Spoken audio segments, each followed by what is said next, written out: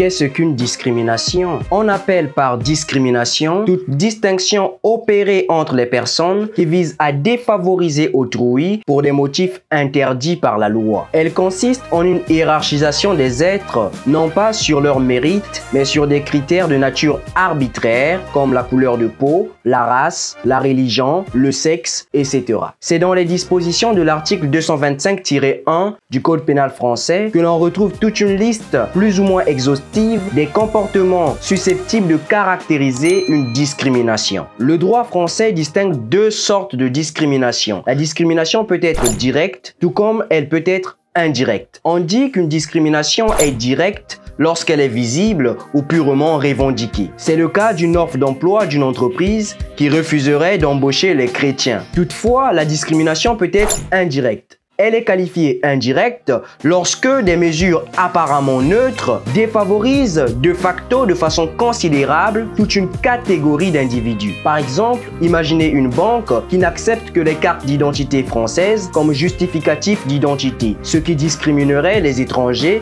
les personnes qui n'ont pas la nationalité française. Le droit français prévoit un certain nombre d'exceptions en matière de discrimination, notamment dans le cadre du travail. En effet, une discrimination est tolérée dès lors que l'objectif derrière est légitime et que l'exigence est proportionnée. Par exemple, un employeur peut refuser d'embaucher un mineur non émancipé. De même, certains travaux réputés dangereux peuvent être refusés à un salarié de moins de 18 ans. De telles discriminations sont tolérées par la loi. Abonne-toi et laisse-moi un pouce en l'air.